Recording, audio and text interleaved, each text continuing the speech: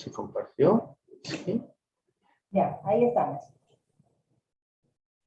Listo, perfecto. Bueno, en primer lugar, pues, buenas noches con toda la audiencia.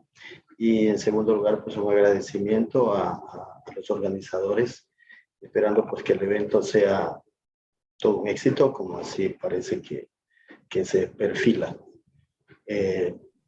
Esperando pues que al final de la jornada de hoy y la jornada del último día, pues todo el evento sea un éxito como se lo espera. Bien, vamos, en esta ocasión voy a hablar, vamos a compartir con ustedes un tema que lo hemos venido observando durante varios años de nuestra experiencia. Y es la preocupación que tenemos sobre el abordaje que se hace por parte de las autoridades judiciales, operadores y administradores de justicia, en este caso fiscales y jueces, sobre los medios probatorios, ¿no? En el Ecuador ya tenemos 20 años de un sistema acusatorio. En nuestra historia ya tenemos dos códigos procesales. El uno del año 2000, en el cual nuestro país, creo que conjuntamente con Colombia y Chile, fuimos los primeros países de la región que implementamos el sistema procesal penal acusatorio. Y eso nos ha dado una cierta ventaja y adelanto en relación a demás países en este sistema, porque abandonamos el sistema inquisitorio del año 2000 para abordar el acusatorio, y esa experiencia la tenemos acá. Hasta el año 2014, en que entra en vigencia el Código Orgánico Integral Penal, donde ya este código integra 3 libros. Uno es el Código Penal como tal, el Código Procedimiento Penal y el Código de Ejecución de Penas, ¿no? Son los 3 libros que integran este Código Integral Penal. Pero continuamos con el sistema acusatorio, y es el que estamos acá en nuestro país está vigente, ¿no? Y como les decía, teníamos algunas ciertas preocupaciones, porque hemos notado cómo, a pesar de tener un adelanto o un desarrollo en legislación acá en Ecuador, en este punto, en cuanto al derecho procesal, sin embargo, vemos con cierta preocupación en cuanto a la administración de justicia y en cuanto a la operatividad de la ley. La preocupación esta de que estamos viendo que, a pesar de tener una ley bastante adelantada, sin embargo, los procedimientos los vemos con cierta limitación. Vamos, primero, tenemos ya alrededor de 20 años trabajando como peritos. Hemos trabajado en el campo de la institución pública como funcionario público, y también ahora lo desempeñamos con la parte privada, ¿no? Y nos hemos dado cuenta de que existen algunas situaciones que sí nos orientan, y ese es el motivo por el cual estamos presentando esta ponencia. Es el hecho de que vemos con mucha preocupación ciertas fallas en el sistema de la aplicación de la ley. Por ejemplo, en este punto, y por eso es el motivo que nos lleva a esto. Por ejemplo, hemos tenido 2 casos en esta semana, que tenemos 2 años atrás, 2 casos de mala práctica profesional, en el cual el médico hace una exhumación, porque el cadáver no fue una persona que fallece producto de una intervención quirúrgica. El otro caso fue lo mismo. En el un caso, el médico realiza la autopsia y encuentra un oblito. ¿Qué es un oblito? Un oblito es un cuerpo extraño, dígase una gasa, dígase una una pinza, lo que sea. En este caso fue una compresa que fue encontrada en el abdomen del cadáver. Y el médico que realiza la autopsia deja esa gasa, esa compresa, la deja en el abdomen, indicando, diciendo que la deja ahí porque si es que la necesitan para que abran el cadáver y le saquen, y saquen esa evidencia. Y en el informe lo describe. Ese fue el primer caso. El segundo caso es un caso en el cual también por mala práctica profesional el cadáver fue exhumado, se realizaron autopsia. Y la sorpresa es que a los 2 años vamos a revisar el informe y encontramos que el señor perito no había abierto la cavidad craneal. Pedimos una ampliación, pedimos una aclaración de ese punto, porque parece que fue un error del médico, o es que no lo hizo, o fue un error al realizar el examen, el informe. Así que solicitamos una ampliación y se ratificó indicando de que no había abierto la cavidad craneal porque él consideró que la causa de muerte estaba en el abdomen y que no necesitaba abrir el cráneo o la cavidad craneal. Entonces, no solamente que cometió el error, sino que lo ratifica en una ampliación. Y eso lamentablemente sí nos preocupa nosotros porque estamos viendo cómo se vulneran los derechos, en este caso de la persona que está siendo procesada y también, de la persona que es la víctima. Porque cuando analizamos el caso, lo primero que le dije al abogado es, si usted entra a la audiencia con esa prueba, entrando a la audiencia se cae la prueba. Porque la ley es clara, ¿no? El procedimiento es claro. Realizar un análisis, realizar un examen minucioso del cadáver. Y la primera pregunta que se le va a hacer a este médico es, ¿usted descartó una causa de muerte en la cavidad craneal? Va a decir, no lo descarté porque no le abrí. Y con eso se cae. Bueno, esos son los motivos por los cuales nos lleva o nos preocupa el hecho de que estamos viendo que en 2 años, tanto el abogado litigante, acusador, como fiscalía, no se pronunciaron en base a ese tema, en 2 años.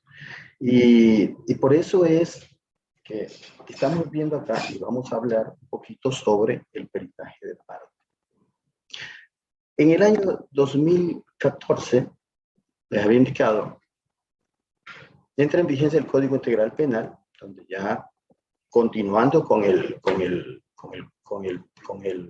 método o el modelo acusatorio, se continuó hasta los actuales momentos. En el año 2016 entra en vigencia el Código Orgánico General de Procesos, que vino, en este caso, a reemplazar al Código Procesal Civil, ¿sí? Y este Código General de Procesos es el procedimiento para todos los casos, menos para casos penales. Entonces, aquí entra ley penal, ley civil, laboral, administrativa, en fin, con este Código Orgánico General de Procesos. Pero también en el año 2014, con una modificación en el año 2018, entra también en vigencia el reglamento del sistema pericial integral de la función judicial en el Ecuador, en donde se consolida y se unifica los criterios que van a definir cuál va a ser el modelo y el protocolo a seguir en base a la intervención de peritos a nivel nacional, ¿sí? Digo, en el año 2018 se hizo una reforma porque en el año 2016 entró en vigencia el Código Orgánico General de Procesos. Por lo tanto, en el año 2018 se realizó una modificación a este código. Bien, en el Ecuador, el sistema pericial está distribuido en varias instituciones. No tenemos un instituto, no tenemos una entidad pública o privada, en este caso sería pública, que maneje unificadamente todo el sistema pericial en el Ecuador. Porque si bien es cierto, tenemos una reglamentación, tenemos una norma, tenemos una ley, tenemos un código, y todo está unificado en base a eso, los peritos en el Ecuador están distribuidos, lo vemos acá, están distribuidos en varias instituciones públicas. Entre esas está la Fiscalía General del Estado, con las unidades de atención en peritaje integral, unidad de tránsito y unidad de flagrancias. Estos se dedican más a lo que se llama, lo que llamaríamos nosotros el peritaje o la medicina o el peritaje de tipo clínico, hablando de la parte médica, sería la parte de medicina o de medicina forense, pero la parte clínica. Porque en la parte de autopsias, eso lo maneja el Servicio Nacional de Medicina Legal y Ciencias Forenses, a cargo de la Fiscalía General, perdón, a cargo de la Policía Nacional del Ecuador, que también tiene también, y es donde se realizan pues lo que son estudios como por ejemplo antropología, estudios como autopsias médico-legales o tanatología. Tenemos los laboratorios de biología, laboratorios de patología, laboratorios de química, donde se realizan estos estudios. Y en el Ecuador existen 8 centros forenses. El Ecuador tiene 22 provincias y 8 están o tienen o presentan estos centros forenses. La Policía Nacional, por su parte, en cambio, cuenta también con toda esa infraestructura nacional donde está prácticamente concentrado lo que es los estudios de criminalística. Ahí tenemos balística, documentología, audio, video, todo lo que es la informática está a cargo de la Policía Nacional, ¿sí? Estudios de antropología también, entonces, y la parte de criminalística, lo que es balística y todos estos análisis. Entonces, en el Ecuador, el sistema pericial está un poco disperso, ¿no? No tenemos en realidad un solo lugar donde esté concentrada todo el peritaje médico. Por ejemplo, acá tenemos las unidades judiciales, en donde los juzgados de familia y niñez, por ejemplo, ellos tienen unos peritos. Por lo regular son médicos generales que no tienen especialidad, son médicos generales que se los contrata para realizar peritaje, ¿no? Bueno, en fin, tenemos esta situación y así está la situación en el Ecuador en cuanto al peritaje. Por otro lado,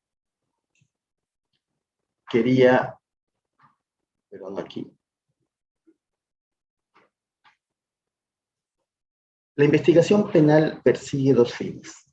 La primera es comprobar el delito y la segunda es identificar el autor o la víctima. Cuando hablamos y decimos comprobar el delito, estamos hablando de la materialidad. Y en eso los abogados me entienden cuando hablo de la materialidad. Comprobar el delito significa demostrar la lesión, si estamos hablando de delito de lesiones, o comprobar la causa de muerte si estamos hablando de fallecido. Esa es la materialidad del delito. Muchas veces los abogados dicen, yo solamente necesito pelear la responsabilidad, porque la materialidad no la voy a pelear, porque eso ya está comprobado con el estudio médico, ¿sí? O con la autopsia médico-legal o con el peritaje médico. Y la otra es identificar al autor, eso quiere decir identificar al responsable. En medicina legal, que es el campo nuestro, por lo regular la medicina legal solamente se orienta a comprobar el delito. Es decir, nosotros trabajamos más ayudando al juez, ayudando al fiscal en la identificación de la materialidad. La responsabilidad se utilizan otros medios probatorios, ¿sí? Como puede ser el testimonio o el documento, pero nosotros ayudamos o determinamos la materialidad o no. En lo que sí podríamos ayudar en algún momento es en la responsabilidad ayudando al autor.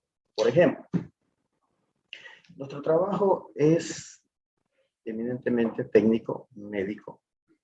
Y por ejemplo, si tenemos un caso de un delito sexual, nosotros vamos a identificar la materialidad como por ejemplo identificando el desgarro o las lesiones que presenta la presunta víctima. ¿Sí? Pero también podríamos ayudar a identificar al autor cuando en esa misma víctima, en ese mismo acto, tomamos una muestra y llevamos al laboratorio e identificamos pues que se trata de espermatozoides, y si vamos más allá e identificamos y vamos a buscar material genético y se determina de que el material genético es compatible con el presunto agresor, entonces el caso está prácticamente resuelto, ¿sí? Tanto en la materialidad como en la responsabilidad. Y en algún momento nos ha tocado también, y eso también la medicina legal tiene su aplicabilidad allí, en identificar a las víctimas cuando pues las víctimas o los agresores han tratado de destruir o han tratado de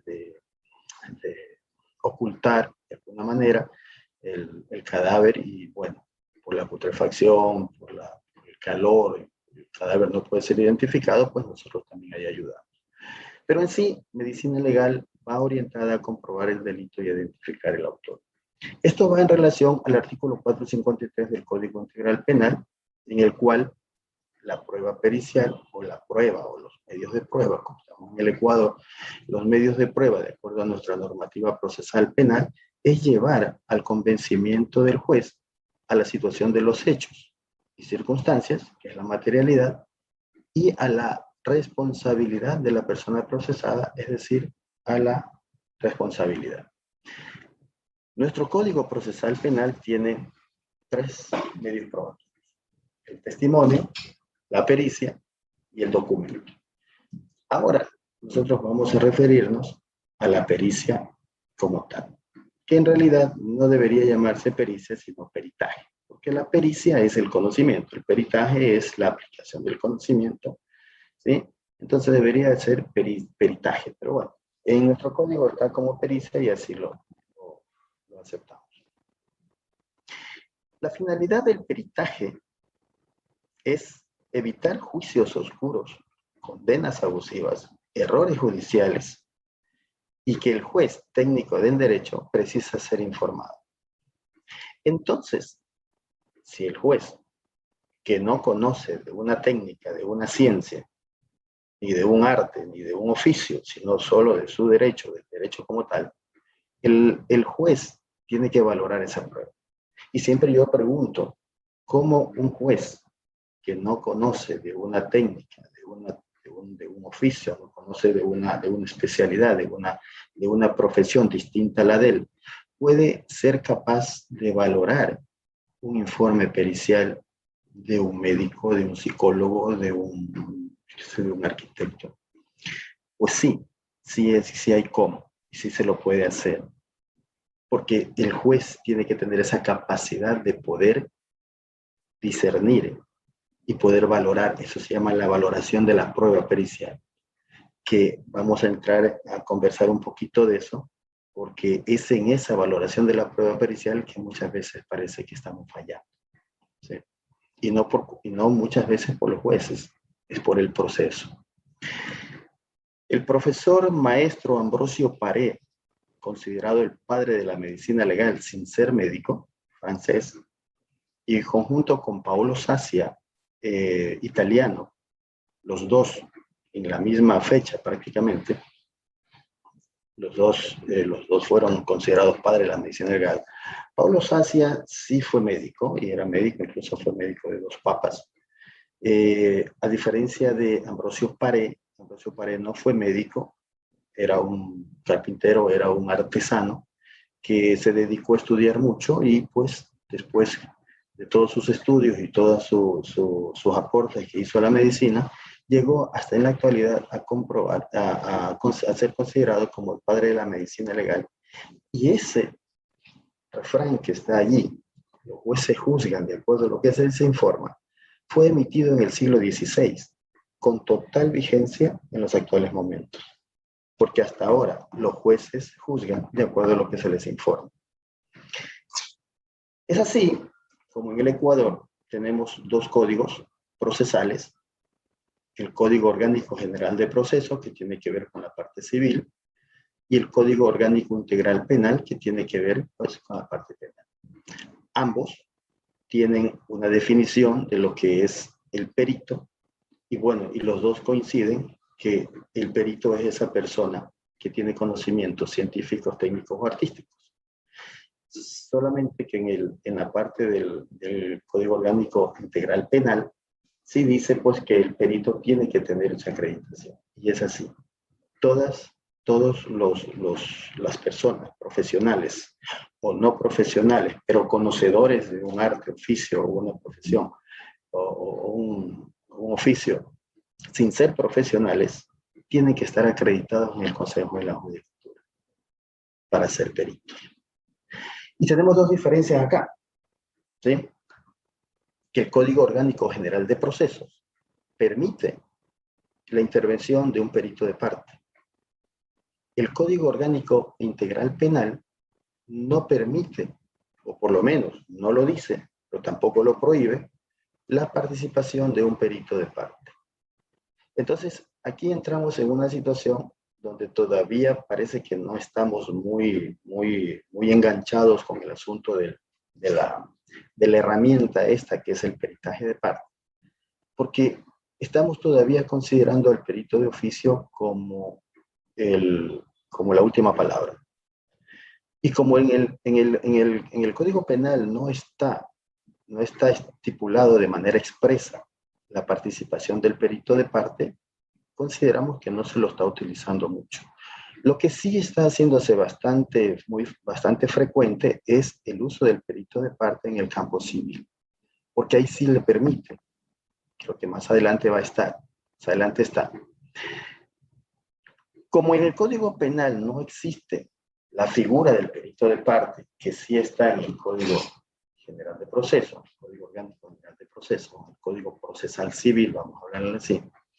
Como en el Código Penal no está, los abogados están utilizando otras formas indirectas de poder asumir, poder utilizar la herramienta del perito de parte. Entre esas, más allá de otras disposiciones constitucionales, como por ejemplo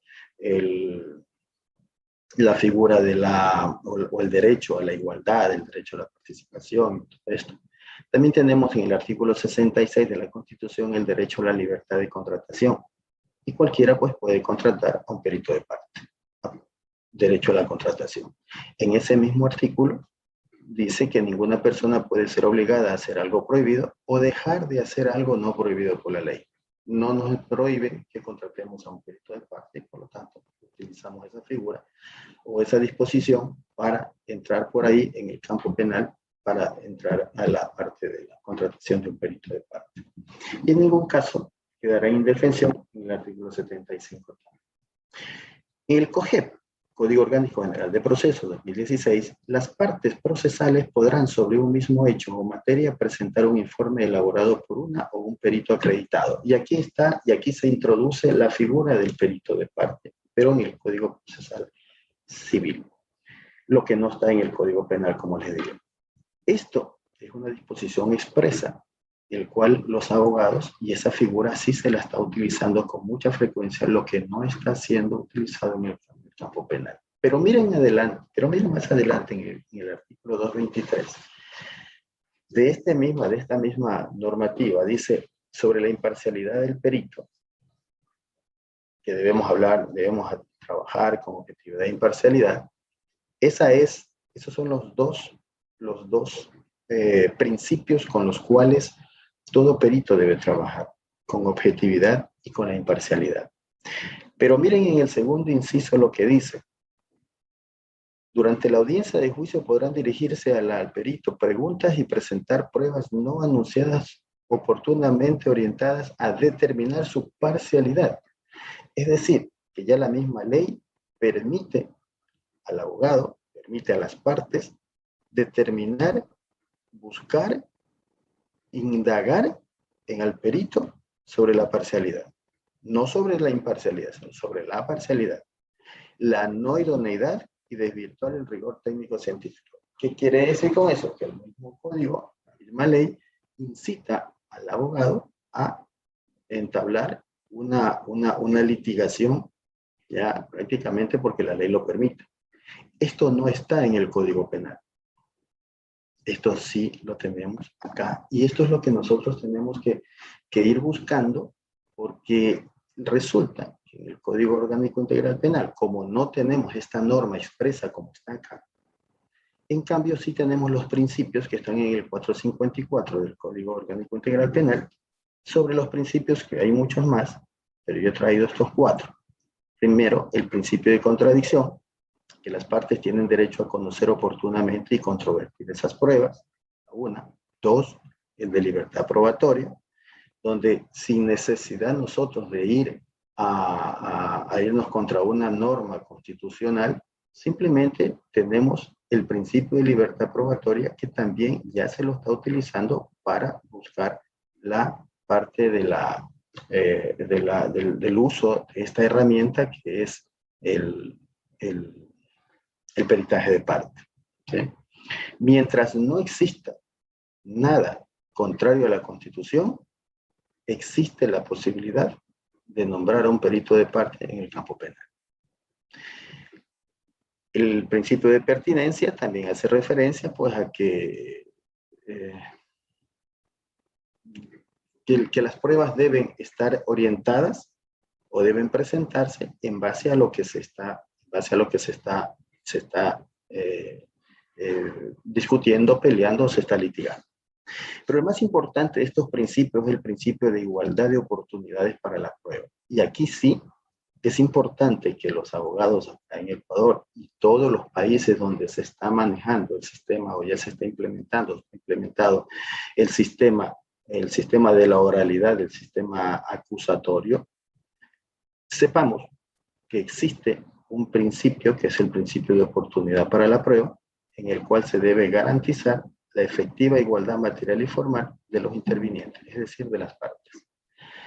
Entonces, como ustedes ven, existe una diferencia muy marcada entre lo que dispone el Código Procesal Civil y lo que dispone el Código Procesal Penal.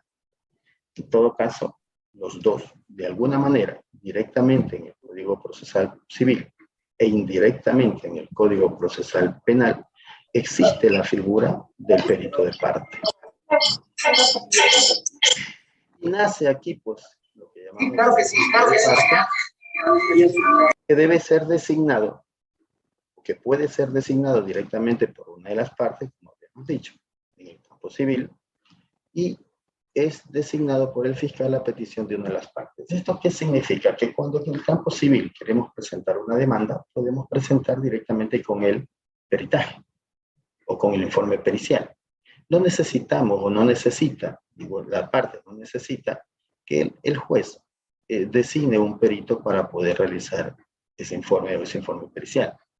No así en el campo penal, que tiene que realizar la solicitud al fiscal para que se designe a un perito que es el perito de las partes o el perito de la parte que está solicitando.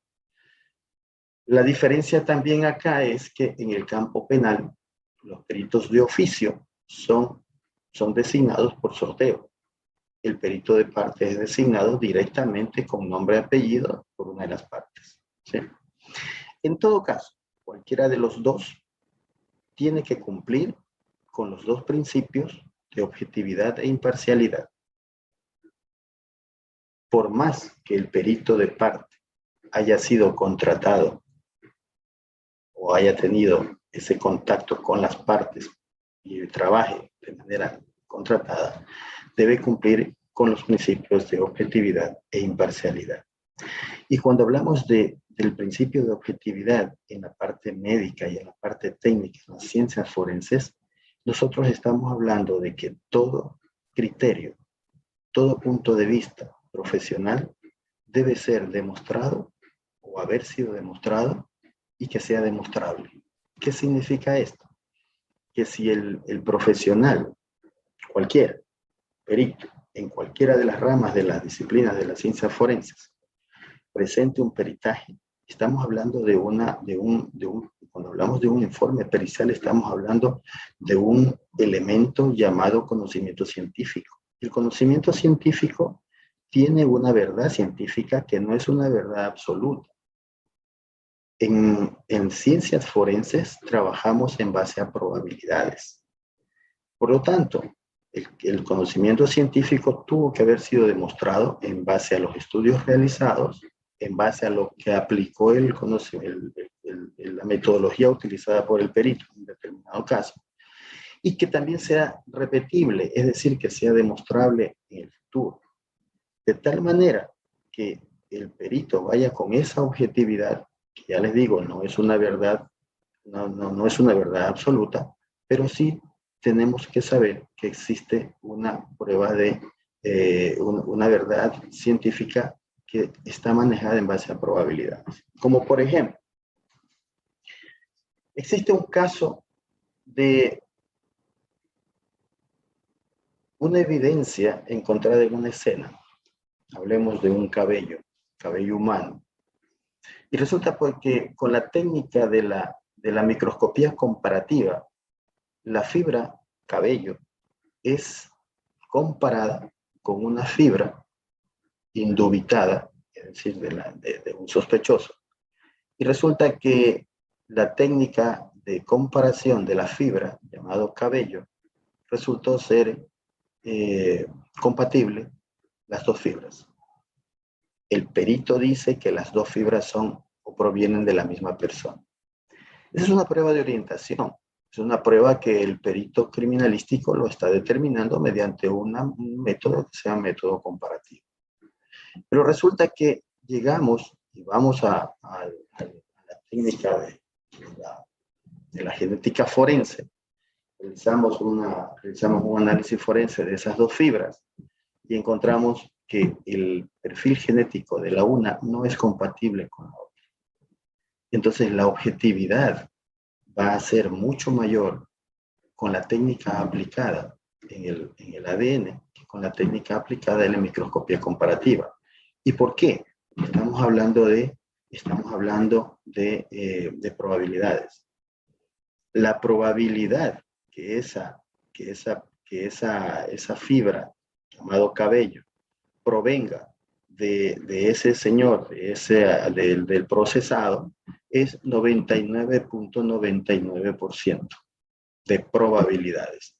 Eso en ninguna parte de la medicina y en ninguna parte de las ciencias es o llegará a ser el 100%. Porque si bien es cierto, en el ADN nosotros tenemos una prueba que llega más o menos a un 100%, nunca llegará a un 100%. 99.99%. No es una verdad absoluta. Sin embargo, para el juez, eso es una certeza legal.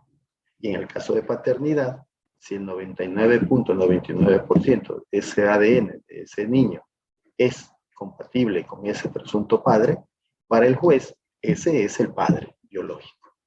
Entonces, esa es la objetividad que nosotros manejamos. En el caso del cabello, que puse de ejemplo, en el caso del cabello, se ha demostrado que el análisis microscópico de las fibras no existe todavía no existe todavía estudios que demuestren que una fibra de cabello sea distinta, como es la huella dactilar, por ejemplo. No hay un estudio compatible con eso. Por lo tanto, miren que es una prueba que vendría a ser una prueba de orientación, la microscopía comparativa del cabello. Esa es una prueba de orientación. Una prueba confirmatoria vendría a ser el ADN. Por eso tenemos que ser lo más objetivo posible en el caso del análisis de las pruebas. Las características de la prueba pericial son 3. Y eso los autores, cuando trabajamos en el caso de los análisis forenses, tenemos que entender nosotros, los peritos, los jueces, los abogados litigantes y el fiscal, también tenemos que entender que existen algunos elementos que hacen que esa prueba al final o descarte la posibilidad o la confirme. Vamos, el punto 1 o la característica número 1, la credibilidad. Y la credibilidad viene de la mano de algunos factores. Por ejemplo, autenticidad de la muestra. Por lo regular, se acepta, existe ese presupuesto por parte del juez de que la muestra obtenida en el lugar del hecho es auténtica y no se discute, ¿sí? Porque ese es el presupuesto que tiene el juez, ¿sí? Y como nadie lo discutió, nadie lo litigó durante el proceso, entonces el juez asume que esa muestra fue auténtica, fue legal y fue lícita. Cuando hablamos de legal, es que estuvo o se la tomó, se la manejó de acuerdo a los preceptos legales, Código de Procedimiento Penal, cadena de custodia y cadena de frío, y bueno, en fin. Presuponemos que todo se manejó bien. ¿Sí? La primera. La segunda, exactitud y sensibilidad. La sensibilidad hace referencia a que determinados métodos son muy sensibles para responder o reaccionar ante una muestra. O sea, una muestra reacciona ante un reactivo. Pero no significa que sea exacto. O sea, ahí viene la sensibilidad y la especificidad. Por ejemplo, cuando examinamos una escena de un hecho y vamos en busca de sangre, por lo regular vamos a buscar manchas de semen en una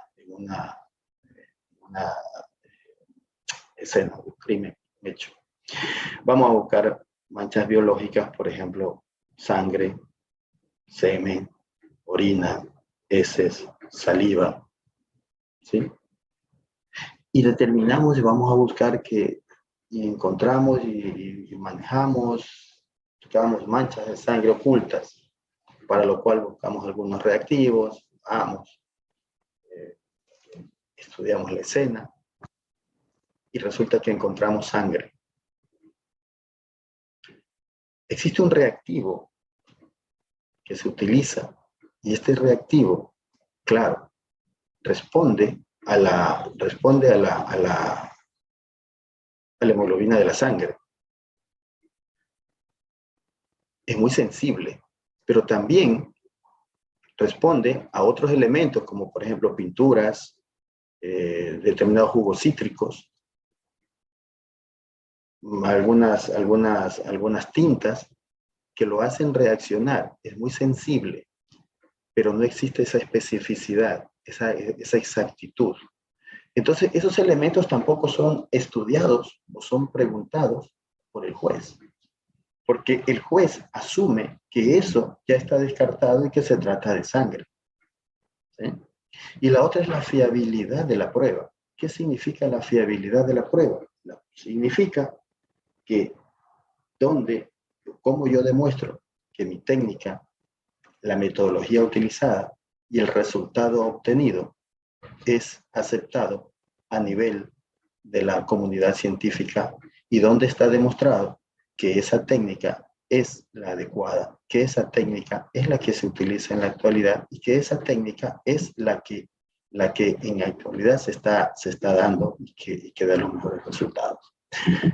Resulta que eso tampoco se pregunta en las audiencias, ni tampoco durante el proceso, porque eso se asume como que ya está dado. Entonces, todo esto forma parte de la credibilidad. La segunda característica es la relevancia, y esto tiene que ver con el impacto de la prueba, el impacto del resultado, sobre esa cadena de razonamientos que tiene el juez. Porque vamos a ver más adelante cuál es el estándar de valoración de la prueba. Cuando el juez primero ya tiene ya tiene presupuestado que todo se hizo bien, que la muestra es auténtica, que la muestra fue legal, manejada legalmente por cadena de custodia, que no hubo ilícito, no una muestra, es una muestra lícita, significa que no fue tomada bajo vulneración de derechos de nadie, en ninguna de las partes. Todo eso el juez ya lo tiene, y la fiabilidad también la tiene presupuestada, porque se supone que quien va a exponer allí es un perito que tiene toda esa solvencia técnica, profesional y ética que debe tener todo perito. ¿Ya? Pero, ¿cuánto impacto tiene esa muestra, ese resultado, en ese razonamiento que tiene el juez? Si el juez es, como este proceso, es un observador, escuchador, analítico, mediante el razonamiento lógico de lo que está observando y lo que está escuchando, entonces no va a tener ningún tipo de impacto, pero sí, porque está hablando con un perito, con una persona conocedora, pues, y ese presupuesto de razonamiento que tiene el juez no le permite dudar de lo que está escuchando. Entonces, por eso el perito de oficio, el perito oficial, al decir todo su armamento, todo su argumento que tiene sobre esto, está impactando favorablemente al juez. Pero no así que venga el perito de parte o otro perito y le diga que las cosas no son así. ¿Cuánto impacto tiene eso? Esa es la relevancia de la prueba. ¿Cuánto impacta esa prueba, ese resultado en ese razonamiento del juez? Eso hace referencia a la relevancia. Y en cuanto a la fuerza o peso probatorio, yo ya lo había hablado con el ejemplo que les puse del ADN en el campo del delito sexual, que no es lo mismo realizar una prueba de laboratorio por determinación o identificación de espermatozoides, que es una prueba de orientación, a determinar que esas pruebas que esos espermatozoides, mediante una prueba de ADN, sí son compatibles con el presunto o con el procesado. Entonces, la probabilidad va a depender de cuán fiable es esa prueba, y la fiabilidad tiene referencia con la prueba, con la fuerza probatoria. Esa fuerza probatoria tiene que ver, como dice ahí, con la probabilidad que se le dé tanto a la metodología, a la técnica, y por ende al resultado. En el sistema procesal penal acusatorio, el estándar de valoración de la prueba es el convencimiento, acá en Ecuador, es el convencimiento del juez más allá de toda duda razonable. Es decir, que la objetividad, tanto en la cadena de razonamientos que tenga el juez, tiene que llegar a un punto en donde lo convenza de que no existe duda y de que lo que se le ha presentado es, en definitiva, una verdad pericial, una verdad científica, que no es lo mismo una prueba científica que una prueba pericial, ¿no? Entonces, son dos cosas diferentes. Esta foto corresponde a 1984 al caso Daubert, Jason Daubert y Eric Schuller,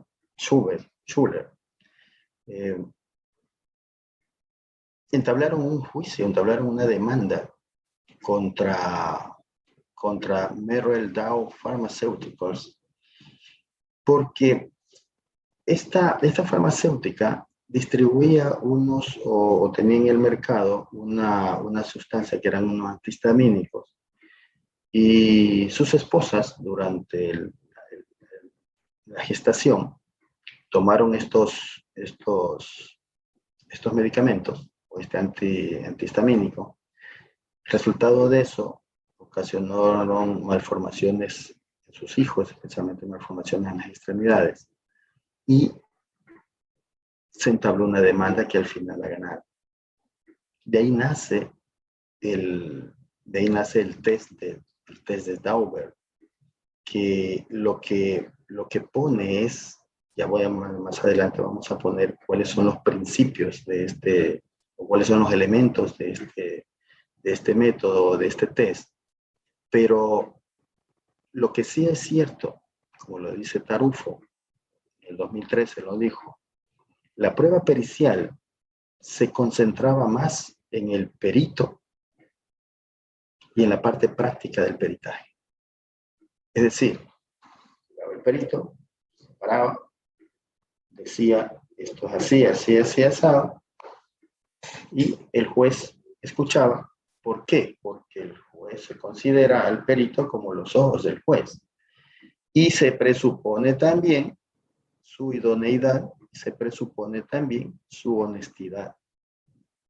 Entonces, como estamos ante una persona, o el juez está ante una persona experta en ese tema, pues el principio de confianza se tendría que aplicar ahí, y se aplica.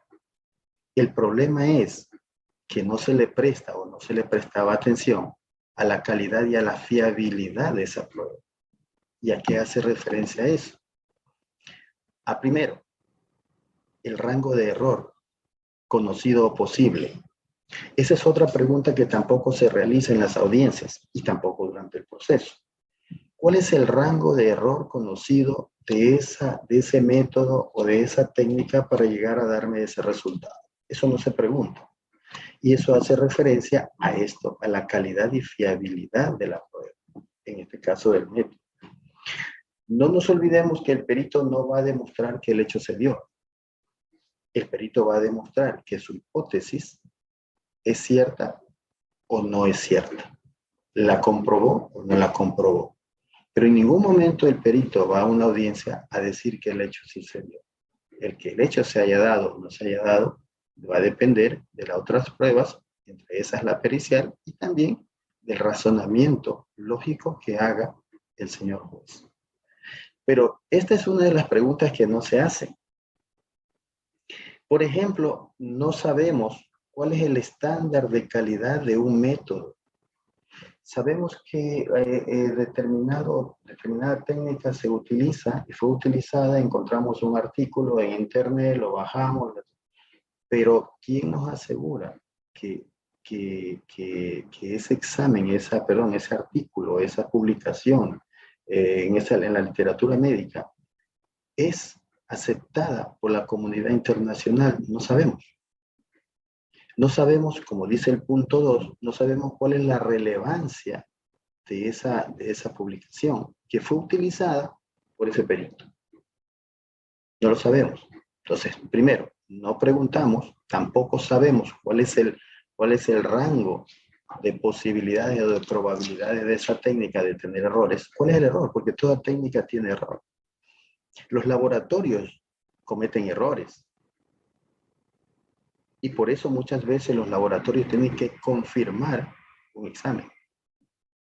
No sé si se han dado cuenta que al final del examen dice resultado comprobado o resultado comprobado. ¿Por qué? Porque los laboratorios también tienen que tener primero una certificación, una licenciatura, estar acreditados, y no solamente los laboratorios forenses, sino también todo tipo de laboratorios.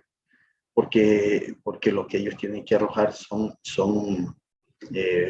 como dicen por ahí, tanto el ser humano como la máquina no es infalible. Entonces acá igual, los resultados de una publicación no pueden traspolarse a que eso es una verdad. Y así lo sea, una verdad hoy, no es verdad mañana en el campo científico. Por lo tanto, esta es una pregunta que no se realiza en las audiencias. El rango de error conocido de una técnica o de una metodología. No se lo hace. Y la segunda, si la teoría o técnica cuenta con una amplia aceptación de la comunidad científica relevante. ¿Quién es la comunidad científica relevante? ¿Quién valora eso? ¿Cómo valoramos si la si la comunidad científica relevante acepta o no una determinada técnica o alguna determinada metodología. Eso tampoco, bueno, en primer lugar eso no se puede valorar, y segundo, tampoco se pregunta eso. Pero lo que sí es cierto es de que muchos peritos asumen su criterio personal, lo asumen como propio en primer lugar y como verdadero ante el juez. Entonces, muchas veces vamos con un criterio propio nuestro, que lo hemos aprendido hace 20 años y lo seguimos manteniendo hasta ahora sin habernos actualizado. Esa es una situación que sucede en todas las ciencias forenses. Y no quiero meterme en detalles con otras ramas, con otras disciplinas, porque no quiero entablar una polémica ahora, pero sí existen algunas técnicas que todavía son precientíficas y bueno, eso también tiene una limitación en el rango de la valoración. Entonces, nosotros o el juez, para llegar a valorar un informe pericial, tenemos ese listado que ustedes ven acá abajo, ¿sí? Primero, si la muestra es una muestra, o sea, estamos hablando de una procedencia, si es una prueba, cuál fue su origen, la procedencia, el manejo de esa prueba, si fue lícita o no, o fue legal. O sea, si fue lícita, si cumplió con las normativas constitucionales de no vulnerar derechos de nadie, y legal, pues que haya sido obtenida con todas las normas legales, la norma legal que establece en la obtención de una muestra. ¿Sí? La segunda, el manejo de custodia, de la cadena de custodia. Son situaciones que no se dan, ¿cierto? El perito, la acreditación, la experiencia, la actualización del perito, también son situaciones que influyen mucho en este punto. La técnica empleada de vanguardia aceptada por la comunidad científica, como habíamos hablado, los laboratorios y equipos acreditados que tenga el perito o que haya usado el perito. El informe es importante porque no solamente es el hecho de presentar un informe, sino que hay que saber elaborarlo, saber escribirlo, porque una de las características que tiene que tener el perito es saber informar, y no solamente saber informar en un documento, sino también en un testimonio, saber utilizarlo. De tal manera que se utilizan estrategias valorativas. Esas estrategias valorativas, pues estamos hablando primero con el defensor, el abogado defensor, que utiliza el informe basado en análisis y fragmentación de la prueba o del informe. No existe el abogado defensor sabe que su informe no va o le faltará mucho para poder analizar ese informe, y sabe que el tiempo no le va a alcanzar en el análisis de ese informe. En cambio, el acusador trabaja y lo valora mediante, o lo valora ese informe por un método de síntesis y correlación lógica. A mí me dicen que fue así, punto, y se acabó. El defensor, en cambio, tiene que pelearlo.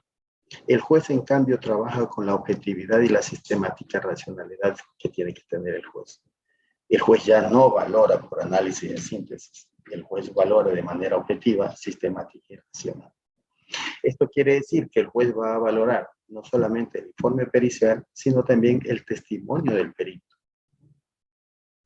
Por lo tanto, el juez, en su informe, primero, no va a otorgar la credibilidad exclusiva del 100% al perito, más todavía si tiene motivos o tiene elementos subjetivos que están dentro de ese informe. Segundo, que los peritos y las pruebas no son infalibles. Los peritos, existen peritos sesgados, tanto por su conocimiento, por su capacidad y también por su incompetencia que puedan tener. Y también que existen peritos que sobreimpresionan a los jueces por su llamada autoridad científica. Entonces, eso también hay que tener cuidado dentro de la valoración. El perito de oficio tiene ciertas ventajas ahí existen ventajas y desventajas que vamos a analizar, y por eso es el motivo de esta ponencia, ¿Cuáles son las ventajas del perito oficial o el perito de oficio? Primero, que es designado directamente por el fiscal. Segundo, que tiene acreditación por el Consejo de la Judicatura. Son ventajas. Existe una percepción de mayor credibilidad por su forma de entrar al proceso, ¿sí? Que entra de oficio, nombrado directamente por la autoridad. Y además, que la mayoría de los peritos trabajan para instituciones estatales, que sí es un respaldo para el perito. La institucionalidad le da un respaldo, sí es verdad. Pero tiene sus desventajas. Su trabajo lo realizan al inicio del proceso. Ellos no valoran o no tienen acceso al expediente porque su trabajo ya lo hicieron al inicio. ¿Sí? En el caso de la medicina legal, la intervención de los peritos de oficio por lo regular es al inicio. No tienen acceso al expediente, sino después, cuando ya han entregado el informe. Están con una sobrecarga laboral, la mayoría de ellos, que no les permite muchas veces hacer análisis minuciosos de los casos. Están sometidos a una presión social, mediática y política, muchos de ellos. Y también, pues, la presión también del juez y del fiscal en casos de los delitos flagrantes. Esas son las ventajas del perito de oficio. Y eso hace que se ponga en una situación un poquito media de sospecha o en una situación en la cual podría ser aprovechado por las partes para poder interrogar o poder pedir ampliaciones y aclaraciones a ese informe. El perito de parte, por lo contrario, en cambio, tiene algunas ventajas. Es un perito que está designado directamente por las partes o por el fiscal, por el juez penal, a pedido de una de las partes, como habíamos hablado. El perito de parte tiene acreditación por el Consejo de la Judicatura, porque así dice la ley, que tiene que estar acreditado. Entran en cualquier etapa del proceso, no necesariamente al principio, ¿sí? Y eso de que no entre al principio, hace o permite de que el perito de parte tenga acceso al expediente y la oportunidad de analizar otras piezas procesales que le van a servir para realizar su informe o realizar su trabajo. Y poderlo hacer incluso de manera un poco más analítica. Su trabajo es independiente, es privado, no depende de una, y eso podría ser una desventaja más que una ventaja. Y tiene mayor tiempo para presentar el informe y prepararse para la audiencia. Porque cuando realiza o se le ordena que haga el informe, ya está analizado, ya tiene analizado parte del expediente. Entre sus desventajas está la percepción de menor credibilidad por su forma de entrar al proceso, contratado. O sea, el hecho de haber entrado contratado ya es una desventaja para el perito de parte. Su trabajo lo realiza contratado, como le había dicho. También tiene presión social, mediática y política. Y también existe la presión del juez en los casos de flagrancia. Y no todos los peritos de parte cuentan con el equipamiento, la tecnología que les permita competir con peritos estatales, ¿no? Acá en Ecuador, pues el instrumento y la carga, el armamento de pruebas la tiene el Estado. Bueno, esto es para graficar, ya con esto termino. Simplemente este fue un caso que fue muy mediático en el año 2010. Esto fue el caso de un indígena Shuar, del oriente ecuatoriano, que falleció en el enfrentamiento con la policía y 6 meses después nos tocó actuar como perito de parte. Y ya traigo a colación esto porque el perito de oficio no es que hizo mal su trabajo, él lo hizo bien. El problema fue el informe que entregó, porque mientras él estaba realizando la autopsia, el señor presidente de la República estaba esperando que él termine la autopsia. Imagínense ustedes, él estaba en una provincia del oriente ecuatoriano y el presidente de la República estaba en el Palacio de Carondelet, en el Palacio Presidencial, esperando que el perito termine. ¿Y cuál era la presión del perito? Imagínense ustedes. De tal manera que él entrega un informe a mano, con tachones, con una serie de situaciones ahí, con comillas, tachones, y a mano, y eso llegó al expediente. imagínense ustedes cuál sería la duda de los señores indígenas que entablaron bueno, hicieron un conflicto allí. Nosotros 6 meses después entramos a trabajar porque los comuneros decían pues que la víctima había fallecido por un producto de un proyectil de arma de fuego de la policía. La policía decía que no. Así que a los 6 meses que entramos a realizar la exhumación, encontramos, aquí está este cráneo, que luego de ser analizado, encontramos pues, que se trataba de un perdigón. El perdigón no estaba en la cavidad craneal, el perdigón lo tenían en cadena de custodia en la policía judicial, pero llegamos a aclarar este caso después de 6 meses. No por un mal trabajo del perito de oficio, sino por su informe. Entonces, por eso muchas veces no solamente es el trabajo del perito, sino también el cómo lo presentemos y el cómo lo defendamos en la audiencia. Para concluir, el trabajo del perito es de tipo científico, es decir, planteamiento de hipótesis, la realización del peritaje, que es la experimentación, y sus conclusiones son de probabilidad. El peritaje busca la verdad científica, que para el juez es certeza legal, no es verdad absoluta. El trabajo del perito de parte no se lo debe asumir como un confrontamiento con el perito oficial, sino más bien debería de ser un trabajo de complemento en busca de la verdad, más allá de la duda razonable que estipula o cómo se valora la prueba acá en el derecho procesal acusatorio. Los peritos y las pruebas no son infalibles, ¿sí? Ya lo habíamos hablado, por lo que tener un segundo criterio mejor fundamentado o como complemento al peritaje de oficio llegará al mejor convencimiento del juez. 4. La óptica del perito de parte podría convertirse en una herramienta importante al momento de la valoración de la prueba por parte del juez, y esto es que los operadores de justicia deberían tener como herramienta para poder trabajar en este tipo o con este tipo de herramientas que es el peritaje de parte, que tiene sus ventajas más que desventajas. Y claro está que el perito de parte tiene que tener ese grado de preparación exigido por la ley y por la ciencia. Tiene que tener la ética, la honestidad para poder llegar a tener esa objetividad que se requiere. Las cosas se entienden mejor cuando se logran comprender de qué manera se formaron Aristóteles 3 siglos antes de Cristo. Y esto es lo que los jueces deben valorar en el momento de la presentación. Bien, muchas gracias. Creo que no me pasé, o si me pasé un poquito, pero bueno. Agradezco muchísimo y espero, pues, si alguna pregunta existe, pues, poderla contestar. Muchas gracias. Gracias, doctor. Muy buena su participación, excelente tema, muy interesante. Creo que si puede dejarnos su correo en un chat para, si hay preguntas, pues poderlas responder el día de mañana o horas más tarde, para dar paso a nuestra siguiente expositora. Perfecto. Ya les paso, ¿no?